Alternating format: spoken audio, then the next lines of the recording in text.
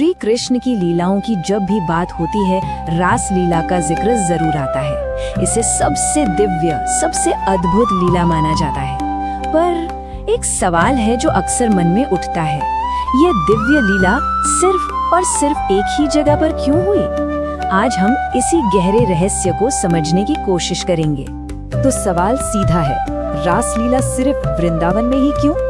आखिर क्यों भगवान कृष्ण ने अपनी सबसे खास, सबसे दिव्य लीला के लिए इसी धरती को चुना?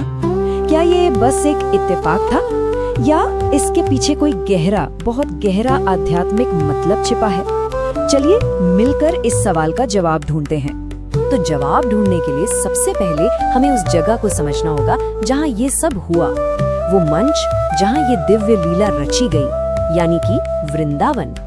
देखिए, पहली बात जो हमें समझनी है वो ये है कि वृंदावन सिर्फ एक शहर या एक ज्योग्राफिकल लोकेशन नहीं है। नहीं, भक्तों की नजर से देखें तो ये एक दिव्य धाम है, एक ऐसी पवित्र भूमि जो दुनिया की किसी भी दूसरी जगह से एकदम अलग है, एकदम खास है। आखिर क्यों है ये इतना खास? क्योंकि ये वही धरती है जहाँ कान्हा का बचपन बीता।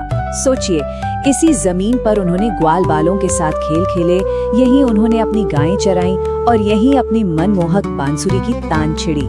सच कहें तो वृंदावन का जर्रा जर्रा, यहाँ की हवा, यहाँ की मिट्टी, सब कुछ कृष्ण की लीलाओं और उनकी मौजूदगी से आज भी धड़कता है। तो जगह तो खास थी ही। अब बात करते हैं उस एक पल की, उस दिव्य पुकार की जिसने इस महान लीला की शुरुआत की। वो रात थी शरद पूर्णिमा की। चांद अपने पूरे शबाब पर था। उसकी चांदनी से पूरा वृंदावन नहाया हुआ था। माहौल एकदम दिव्य था। और ठीक उसी वक्त कृष्ण ने अपनी बांसुरी उठाई।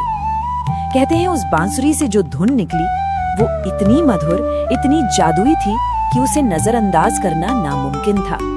पर एक मिनट, ये सिर्फ कोई गाना या संगीत नहीं था। नहीं, ये कुछ और था। ये एक दिव्य पुकार थी, एक ऐसा बुलावा जो कानों के लिए नहीं बल्कि सीधे आत्मा के लिए था। और हुआ भी यही। जैसे ही वृंदावन की गोपियों ने ये धुन सुनी, वो जो भी कर रही थी, घर का काम, परिवार की चिंता, सब कुछ भूलकर, सारे बंधन तोड़कर बस कृष्ण की ओर दौड़ पड़ी। इसका आध्यात्मिक मतलब बहुत गहरा है। ये ठीक वैसा ही है जैसे जब आत्मा परमात्मा की पुकार सुनती है तो वो दुनिया के सारे मोह माया, सारे बंधन पीछे छोड़कर बस उसी एक दिशा में चल पड़ती है। और यहीं पर हमें गोपियों के प्रेम को समझना होगा, जो दुनियावी प्रेम से बिल्कुल अलग है। देखिए, दुनिया के प्रेम में अक्सर कोई इच्छा, कोई चाहत छिपी होती है, पर गोपियों का प्रेम वो पूरी तरह से निस्वार्थ था। उन्हें कृष्ण से कुछ नहीं चाहिए था, वो तो बस कृष्ण को खुश देखना चाहती थी, बस। और इसी को तो कहते हैं शुद्ध भक्ति, भक्ति का सबसे ऊंचा स्तर। तो अब माहौल तैयार है, गोपियां आ चुके हैं। चलिए अब सीधे चलते हैं उस दिव्य नृत्य की ओर और समझते हैं उसके गहरे रहस्यों को। और जैसे ही रास शुरू हुआ, एक अद्भुत, एक अकल्पनीय चमत्कार हुआ। श्री कृष्ण ने अपना एक रूप नहीं रखा, बल्कि उन्होंने अपने अनगिनत रूप बना लिए।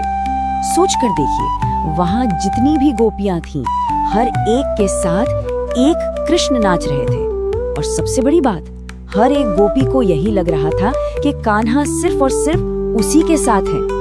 ये एक बहुत ही खूबसूरत संदेश देता है कि भगवान हर भक्त से पर्सनली, एक एक से सीधा रिश्ता रखते हैं। आपने ध्यान दिया होगा, ये रास एक गोल घेरे में, एक सर्कल में होता है। इसका भी एक बहुत गहरा मतलब है। मान लीजिए कि ये जो गोल घेरा है, ये पूरा ब्रह्मांड है, अ यूनिवर्स। अब सवाल ये है कि इस ब्रह्मांड के केंद्र में, सेंटर में कौन है? वो है श्री कृष्ण। मतलब साफ है, इस पूरी सृष्टि का, सारी अस्तित्व का केंद्र भगवान ही है। और जब हम केंद्र की बात करते हैं तो इस दिव्य नृत्य के हृदय में थी राधा रानी।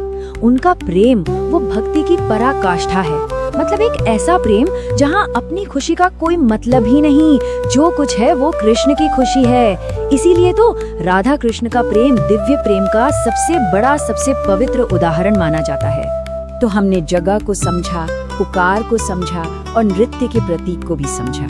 तो अब सवाल ये है कि इन सब का सार क्या है? आखिर ये लीला हमें सिखाती क्या है?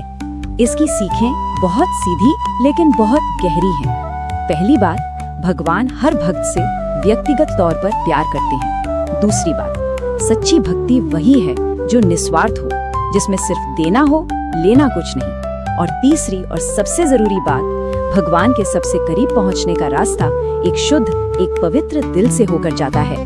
तो अब हम समझ सकते हैं कि रासलीला सिर्फ एक नाच गाना नहीं है, ये तो परमात्मा और आत्मा के बीच के निस्वार्थ पवित्र प्रेम की सबसे खूबसूरत कहानी है। और अब हमें हमारे पहले सवाल का जवाब भी मिल जाता है। ये लीला वृंदावन में इसीलिए हुई क्योंकि वही एक ऐसी भूमि थी जो पहले से ही कृष्ण के लिए इस निस्वार्थ प्रेम और शुद्ध भक्ति की ऊर्जा से सराबोर थी। इसके लिए कोई और मंच हो ही नहीं सकता था। तो आखिर में एक सवाल हमारे लिए भी है।